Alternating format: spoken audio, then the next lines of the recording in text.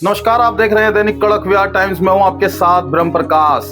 आज की यह रिपोर्ट रोहतास जिले से जुड़ी एक बेहद महत्वपूर्ण न्यायिक कार्रवाई से संबंधित है। हमारे सामने सासाराम स्थित न्यायालय का 17 अगस्त 2026 का एक आदेश है, जिसमें न्यायालय ने रोहतास के पुलिस अधीक्षक के स्तर से न्यायालय के पूर्व आदेश के अनुपालन में हुई देरी और कथित उपेक्षा को गंभीरता से लिया है।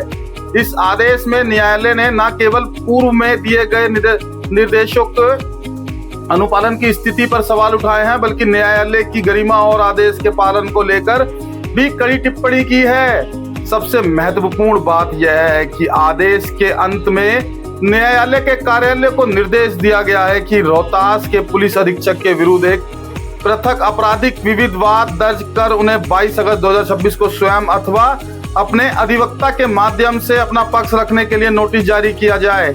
यानी मामला अब केवल किसी प्रशासनिक पत्राचार तक सीमित नहीं दिखाई दे रहा है, बल्कि न्यायालय ने आगे की न्यायिक प्रक्रिया की दिशा को कदम बढ़ाने का आदेश दिया है। लेकिन इस पूरे मामले को समझने के लिए हमें इस आदेश की पृष्ठभूमि को क्रम से समझना होगा। शुरुआत करते हैं न्यायालय के आदेश से। हमारे सामने मौजूद दस्तावेज के शीर्ष पर लिखा है, court of Anil Kumar DJ and ASJ fourth Rohtas Sasaram. इसके नीचे मामला दर्ज है STR केस नंबर 95/2023 और उससे संबंधित पुलिस थाना मामला सासाराम PS केस नंबर 183/2022। दस्तावेज में कार्यवाही की तारीख 17 अगस्त 2026 दर्ज है। यानी यह मामला किसी सामान्य प्रशासनिक कार्यालय का पत्र नहीं है, बल्कि सत्र न्यायालय की कार्यवाही से संबंधित आदेश है। और इसी आदेश में न्यायालय ने पिछले आदेशों के अनुपालन की स्थिति को लेकर अपनी गंभीर नाराजगी व्यक्त की है। अब सवाल, मामला शुरू कहां से हुआ? न्यायालय के आदेश के अनुसार इसमें पहले 16 जुलाई 2026 को एक आदेश पारित किया गया था।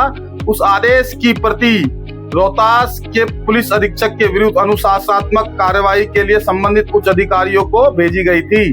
दस्तावेज में उल्लेख है कि यह आदेश DGP बिहार गृह विभाग पटना तथा मुख्य सचिव बिहार सरकार पटना को प्रेषित किया गया था।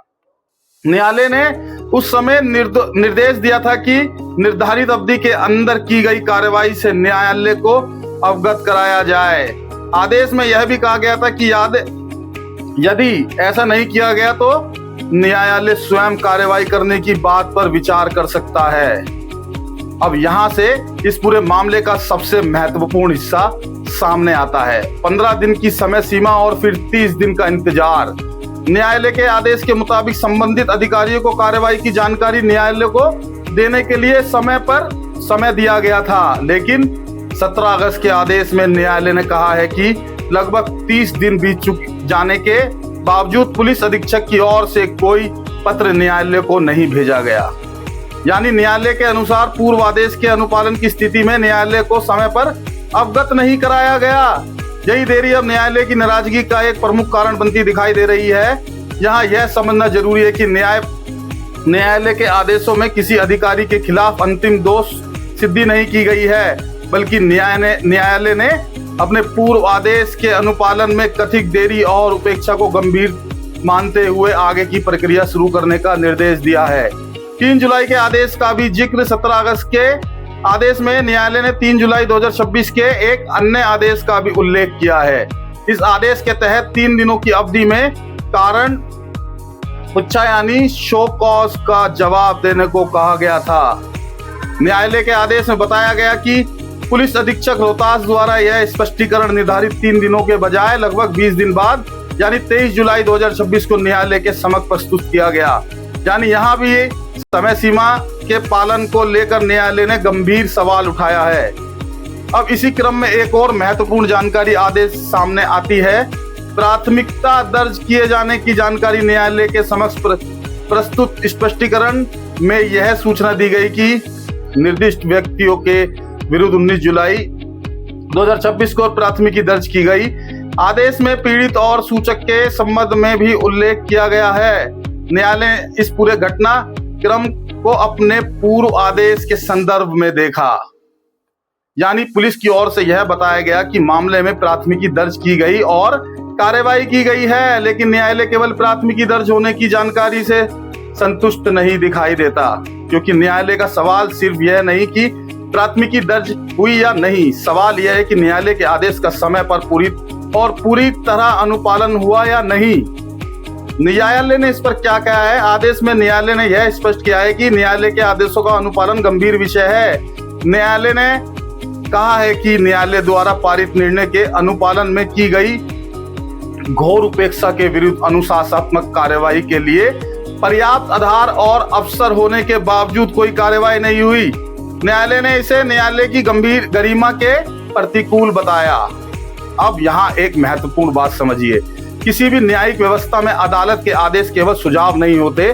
जब कोई न्यायालय किसी अधिकारी या विभाग को किसी निश्चित समय में कोई कार्रवाई करने या उसकी जानकारी देने का निर्देश देता है तो संबंधित अधिकारी से अपेक्षा होती है कि वह उस आदेश का पालन करे, और यदि किसी कारण से पालन संभव नहीं है तो उचित माध्यम से न्यायालय को स्थिति में अवगत कराए। इस मामले में न्यायालय की नाराजगी मुख्य रूप से इसी प्रक्रिया से जुड़ी हुई दिखाई देती है। पहले भी आदेशों की उपेक्षा का जिक्र 17 अगस्त के आदेश में न्यायालय ने एक और गंभीर टिप्पणी की है। आदेश में कहा गया है कि पूर्व में भी न्यायालय के आदेशों की उपेक्षा की जा रही है और न्यायालय से उच्चतर समझने की भूल की जाती रही है। इसी संदर्भ में न्यायालय ने डिग्निटी ऑफ कोर्ट और मजेस्टी ऑफ लॉ जैसे शब्दों का इस्तेमाल किया। न्यायालय ने कहा कि न्यायालय की गरिमा और कानून की सर्वोच्चता को बनाए रखने के लिए कठोर कदम उठाना नितांत आवश्यक हो गया है। यह टिप्पणी अपने आप में काफी महत्वपूर्ण है, क्योंकि